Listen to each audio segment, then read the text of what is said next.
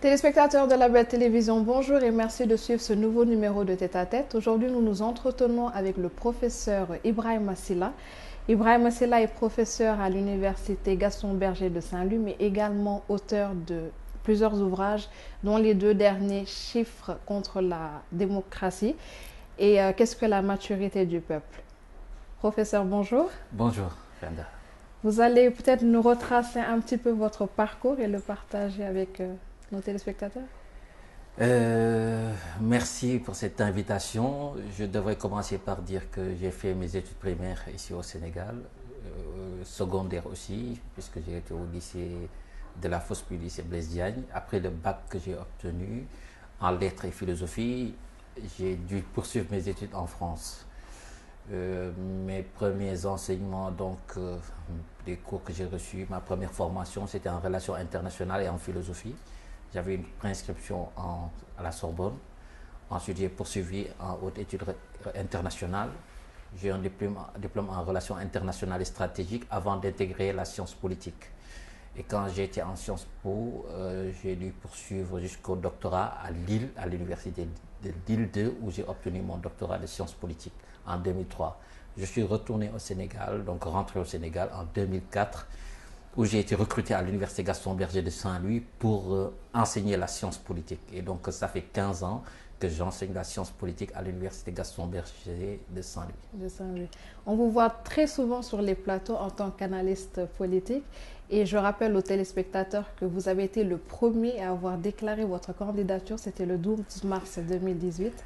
Peut-on revenir un peu sur les raisons qui vous ont poussé justement oui, comme vous l'avez dit, pendant des années, j'ai été un analyste politique. On m'a convié au niveau des chaînes de télévision, des médias, pour analyser la vie politique nationale comme internationale.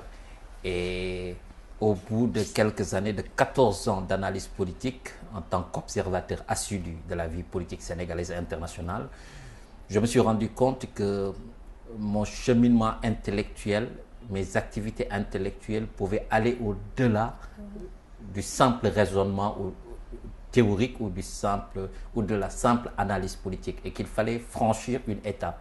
D'autant plus que j'ai eu le sentiment que nous vivions dans un pays où beaucoup de problèmes politiques étaient soulevés, avec une classe politique, avec un système politique, avec un régime politique, avec des acteurs politiques qui, à mon avis, ne satisfaisaient pas totalement les attentes du peuple, les préoccupations du peuple.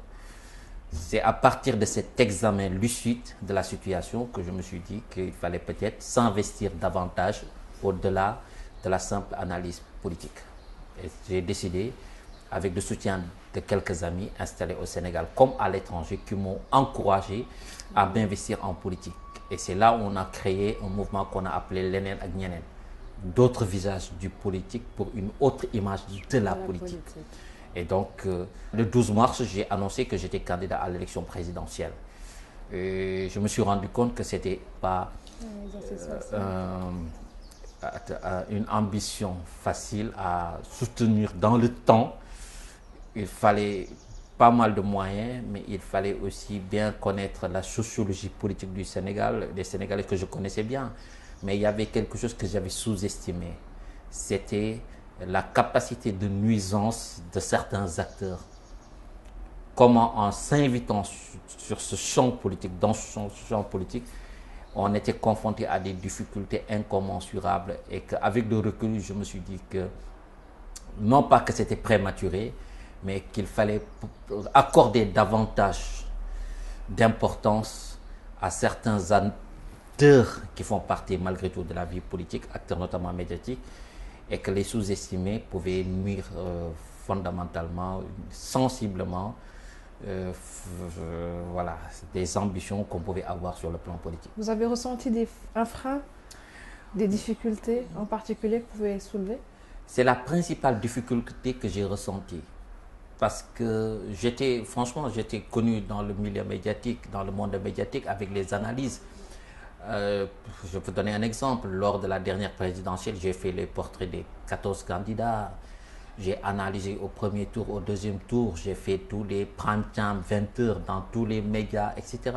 Ce qui fait que certains vont même dire à un moment, mais vous avez une légitimité médiatique, voire scientifique, mais vous n'avez pas de légitimité politique. Et souvent, je leur réponds, la légitimité politique n'est pas un acquis en soi, quelque chose qu'on a entre les mains. La légitimité politique, c'est quelque chose qu'on va chercher à conquérir. C'est une conquête et non un acquis. On ne rentre pas en politique parce qu'on a une légitimité politique. On rentre en politique pour chercher une légitimité politique. La politique se fait. La politique se fait. Il faut aller vers cette conquête de la légitimité qui vous donne encore une fois l'opportunité de pouvoir faire entendre votre voix.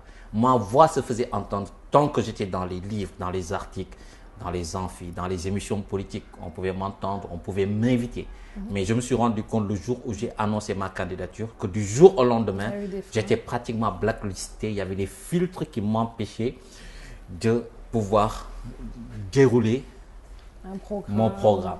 J'avais des choses à dire. Je pouvais penser pouvoir participer au débat politique en faisant une offre politique, en faisant entendre ma voix, la voix des gens avec qui j'étais.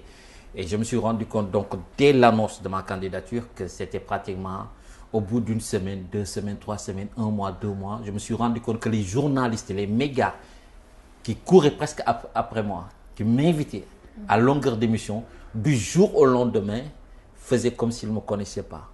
Parce que l'enjeu en politique, c'est ça la communication politique. Il faut être connu, bien connu, reconnu, bien reconnu, entendu, bien entendu.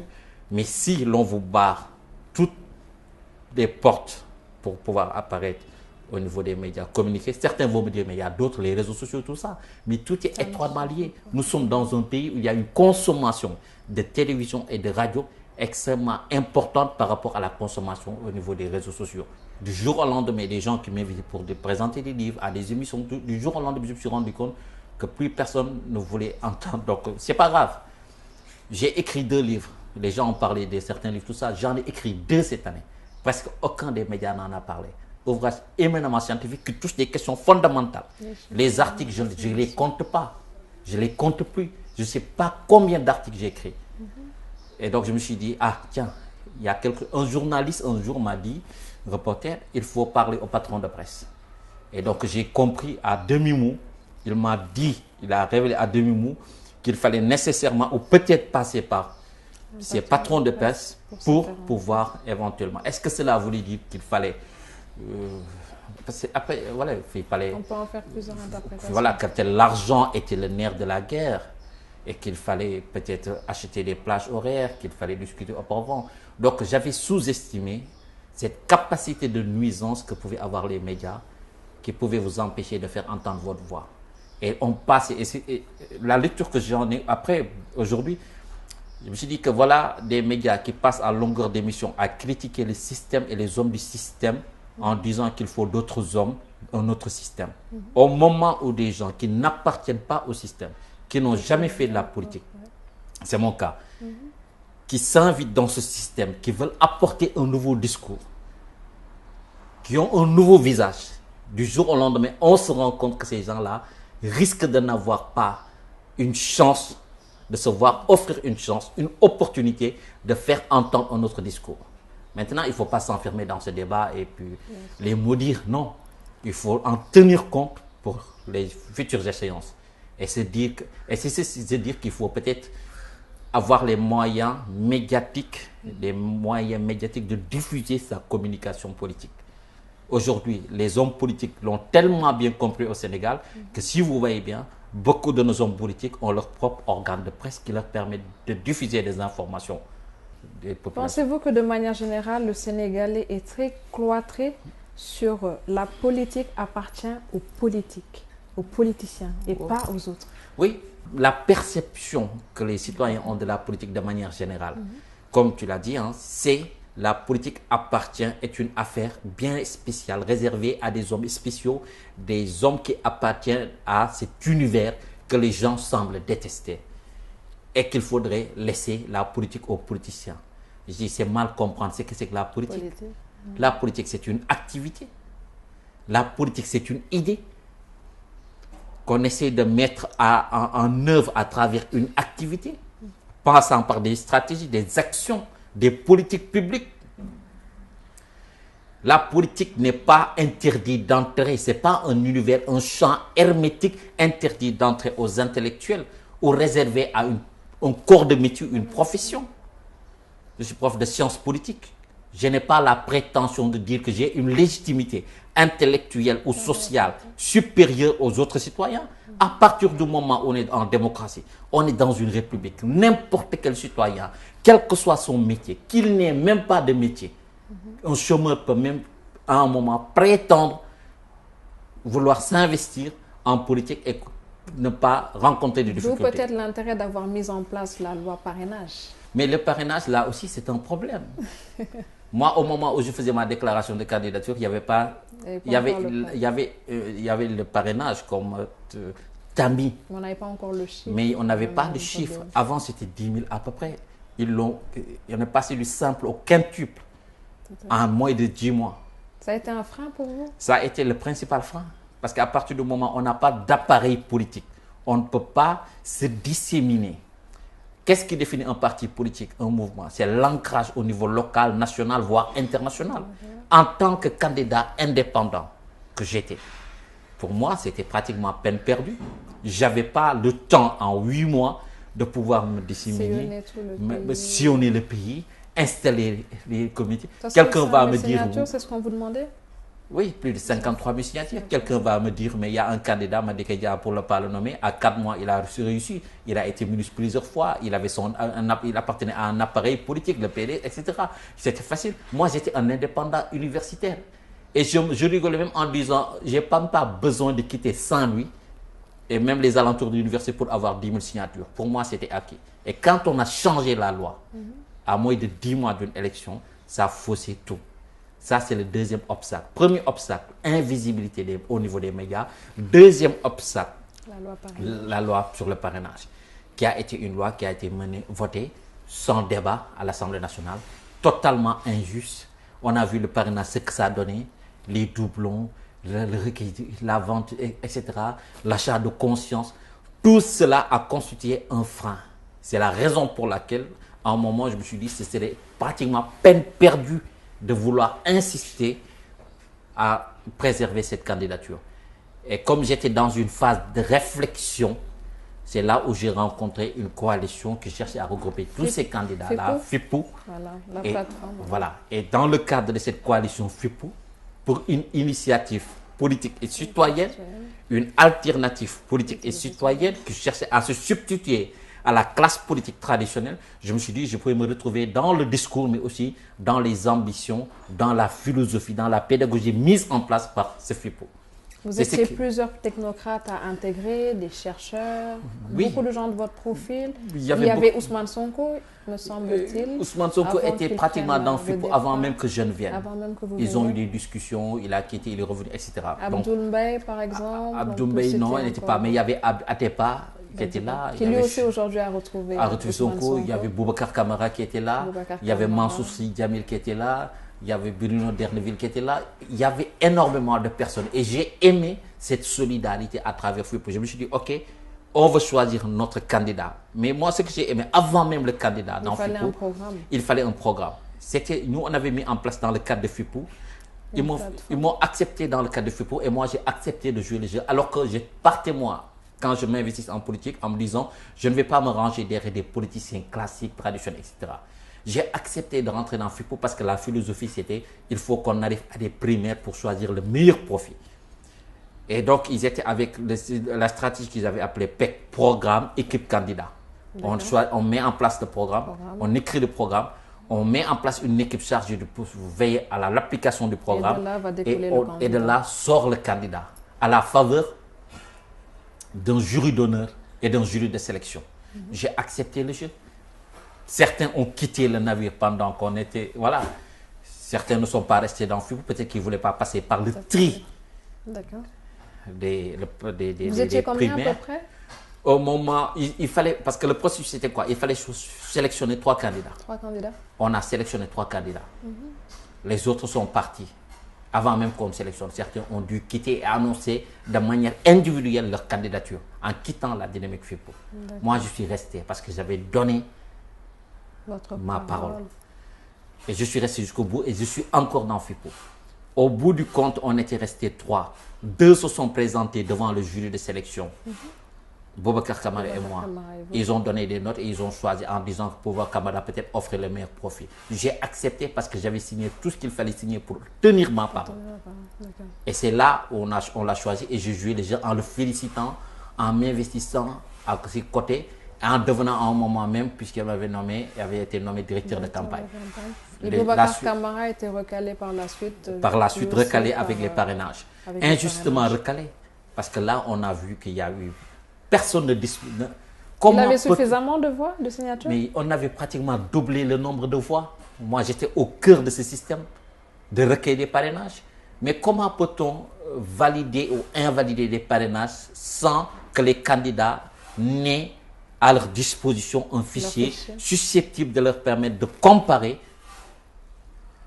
les parrainages recueillis, les cartes d'identité avec des fichiers? C'est totalement impossible. On a vu des anomalies extraordinaires. On s'est rendu compte que le fichier était totalement maquillé, miné, et que cela nous a joué un sale tour. Les choses ont évolué. Moi, je suis resté dans la dynamique FIPO. Les choses ont évolué. Quand l'autre candidat FIPO a été éliminé, finalement, lui-même a choisi d'aller soutenir Ousmane Sonko. Moi, je suis resté dans FIPO. Je n'ai pas de candidat pour l'instant. Je n'ai pas choisi de soutenir tel ou tel candidat.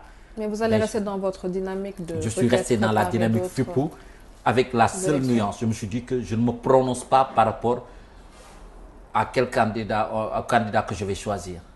Pendant longtemps, moi, j'ai été un opposant au système. J'ai voulu, développer une opposition à l'égard du pouvoir. Pour moi, les choses sont claires. Il y a le pouvoir d'un côté, il y a l'opposition. À partir du moment où il y avait 4 candidats de l'opposition, je me dis que je pouvais me retrouver autour d'un de ces candidats. Parce que je me suis rendu compte qu'aujourd'hui, on est dans une dynamique d'alliance. Des alliances, quelquefois, qui affichent une certaine incohérence. Des gens qui étaient dans FIPO, dans notre coalition, nous ont quittés parce qu'ils partageaient à un moment pas nos valeurs ou nos priorités. Ils ont fait cavalier seuls. Ils sont partis dans des échappées solitaires. Au moment où on les a recalés, comme par enchantement, ils viennent s'aligner derrière des candidats. Comme ça, comme s'ils sont prêts à accepter tout. Je me pose des questions sur leur cohérence, la pertinence de leur choix aujourd'hui, de leur position. Est-ce qu'il ne faudrait d'ailleurs pas parler de positionnement pour demain assister, récolter les dividendes d'un partage du gouvernement? Que dire des 5 candidats actuellement? Quel profil vous inspire chacun d'eux? Non, aujourd'hui, vous savez, on a alors 5 candidats. Il y a beaucoup de choses qui ont été faussées. C'est pour ça, moi, l'élection, je me dis que beaucoup de choses ont été faussées. Il n'y a pas de véritable débat aujourd'hui autour des vrais enjeux. On a vu le sous-nous débat hashtag à la demande du jeune citoyen. On attend le 21 février. On attend le 21 de voir. Mais vous vous imaginez, pendant tout ce processus, on attend le 21 à 3 jours de l'élection présidentielle pour qu'il y ait un débat sérieux. Mais c'est une première au Sénégal. Mais c'est déjà, il faut toujours commencer, voilà, il faut toujours une première. Mais c'est dommage, c'est dommage. On aurait pu avoir des débats, parler moins des personnes et plus des programmes, des idées. Mais si vous regardez bien aujourd'hui, et ça nous ramène à la sociologie électorale dont tu parlais. En 2 ans, les gens choisissent en fonction, effectivement. Si on fait une certaine sociologie électorale, on pourrait dire que les gens font un choix écologique, dépendant de la géographie, un choix ethnique, un choix affectif, un choix relevant des émotions, des passions. Je fais partie de ceux qui ont pendant longtemps théorisé le fait que les électeurs ne se décident pas, ne choisissent pas en fonction de programme ou d'organigramme, mais que c'est en fonction des sentiments, des passions, des fantasmes, des peurs, des espoirs suscités en elles que les populations choisissent le plus fidèlement leur choix. Voilà. Et ce n'est pas en fonction de programme. C'est l'homme qui vous paraît être sympa, c'est l'homme qui vous inspire confiance. Cela n'a rien d'irrationnel. J'entends des gens opposer les sentiments à la rationalité. Il y a une rationalité dans les sentiments. Il y a une rationalité dans les peurs. Je n'oppose pas les sentiments, les peurs, les espoirs et la rationalité ou une certaine rationalité électorale. Et que dire aujourd'hui de la venue de Maître Abdoulaye Wade qui demande justement aux électeurs de brûler leurs cartes, de boycotter les élections du 24 février? Est-ce une bonne solution? Quand, avec les parrainages, il y a eu un certain nombre de candidats dont les candidatures n'ont pas été validées, certains ont appelé à empêcher que l'élection se déroule. Et je disais souvent, il faut plutôt encourager l'élection que chercher à empêcher l'élection. C'est Gambetta qui disait, avec l'élection, il n'y a plus de révolution à tenter. Avec l'élection, il n'y a plus de révolution à tenter. Parce que la révolution mange même ses propres enfants. Vous avez des pourcentages, des statistiques, des chiffres à nous donner peut-être? Tel que les choses se passent. Parce que les gens parlent de premier tour. S'il y a premier tour, moi je me dis que c'est quelque chose, c'est une anomalie qui ne s'explique, qui pourrait s'expliquer d'ailleurs. Pour un pays démocrate? Pour un pays démocratique. Et au regard, on va essayer de parler de manière beaucoup plus concrète avec des chiffres. Et moi j'essaie de projeter. Je me dis que tel que les choses se présentent aujourd'hui, Dakar a toujours été une ville rebelle qui a toujours voté contre le pouvoir. Et je ne pense pas que les choses vont évoluer en ce sens. Parce que Dakar, c'est la ville du maire Khalifa Sall qui a toujours gagné à Dakar. Qui a donné ce qu'on signe vers la coalition. Et qui a donné. Et Dakar, le pouvoir, si les choses se passent normalement, le pouvoir perd Dakar comme ils ont toujours perdu Dakar. Thiès, n'en parlons pas. Avec Thiès contre l'un des le plus grand nombre de candidats qui s'est présenté à l'élection présidentielle de l'opposition, c'est la ville de Thiès, avec les Hadjibou Soumaré, Idriss Seck, Alassane Sall, Amidou Dem. Thiès, Dakar, la grande banlieue, avec tous ces acteurs de l'opposition, je ne vois pas comment le pouvoir en place peut gagner la grande banlieue, Dakar, Thiès. À cela, il faut rajouter Diourbel Touba. On le sait, c'est un secret de polichinelle. Touba n'est pas favorable au pouvoir. Mais dans le monde du rural, on a vu que beaucoup de gens, justement, s'estiment heureux d'avoir reçu de l'électrification, l'autoroute à péage, Touba. Il faut relativiser. Vous savez, il faut relativiser. Et si on tient compte des dernières élections législatives. Le fort électoral se trouve où? À Dakar? Déjà, on a Dakar, sa grande banlieue, Thiès, Diourbel. Déjà, c'est parce que 60% de l'électorat.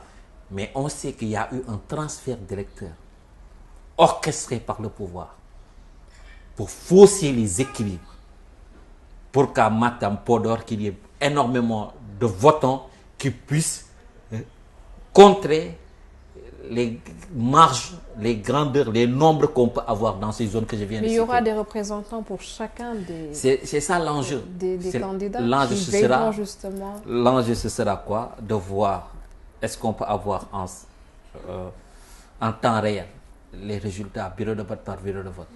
Mais bureau de vote, pas les bureaux de vote fictifs. Cela suppose qu'on ait la cartographie électorale. Une carte électorale où l'on sait où se trouvent les bureaux de vote identifiés et que les gens fassent tomber les résultats au fur et à mesure et qu'on puisse... Mais il y a quelque chose... Les observateurs internationaux pourraient... C'est pour ça l'opposition a donné un certain nombre d'éléments aux observateurs en disant mais il y a quelque chose qui a déjà été faussé. Certains n'ont pas reçu leur carte d'électeur. C'est problématique. Hier, on a entendu que certaines personnes sont encore en train de s'inscrire sur les listes problématique. Qui ont été justement et tout ça, c'est pour ça l'opposition, ce que l'opposition reproche au pouvoir, est-ce que nous allons vers des élections sérieuses, fiables? Quand vous faites une élection, vous ne donnez pas aux citoyens leur carte d'identité. À d'autres, vous leur donnez leur carte d'identité, mais vous mentionnez derrière ne peut pas voter et non électeur. C'est problématique. À d'autres, vous les transférez. Ils habitent Saint-Louis, vous les emmenez à Dakar. Ils ne sont même pas au courant qu'ils ont été envoyés à Dakar. C'est le préfet qui valide ça? Ou c'est le ministère de l'Intérieur? Ça, on l'a vu nous pendant le parrainage. On a fait des vérifications. Des gens qui devaient voter à Diourbel, on les a transférés à Dakar. Et tout cela obéit à quelle logique? C'est pour ça le doute est permis. La suspicion est permise. Se douter. Qu'est-ce qui anime cette volonté de perturber, de ne pas mettre en place un système digne de son nom, susceptible de permettre aux gens d'aller voter tranquillement sans qu'il n'y ait le moindre doute par rapport à cette élection? Et si je continue, imaginez Wade qui descend à Touba la veille de l'élection, qui donne des consignes claires et qui continue à Saint-Louis pour défier, pour Ça peut encore perturber. On a observé les élections, ce qui s'est passé au sud du Sénégal, à Ziguinchor, Bignona, Kolda, Kédougou, etc. Avec des populations. Sauf que, attention, aujourd'hui, je ne pense pas que ce serait une élection sérieuse que d'avoir une élection à un seul tour. Tout le monde sait qu'aujourd'hui, c'est... Voilà, nous le saurons le 24 février 2019. J'espère en tout cas que voilà, les résultats... en tout cas, nous prouvons le contraire. Votre mot de la fin, professeur? Ce qu'on peut dire, c'est que moi j'ai le sentiment qu'aujourd'hui, il n'y a pas grand-chose qui ait changé dans ce pays. Depuis des décennies, on n'a pas cessé de discuter autour des élections. Et à chaque élection, on a le sentiment qu'on a les mêmes problèmes. Et chaque fois qu'on a les mêmes problèmes, chaque fois qu'on aura les mêmes problèmes, il sera difficile de trouver des solutions susceptibles de changer le Sénégal. De mener le Sénégal vers le rayonnement escompté par les populations.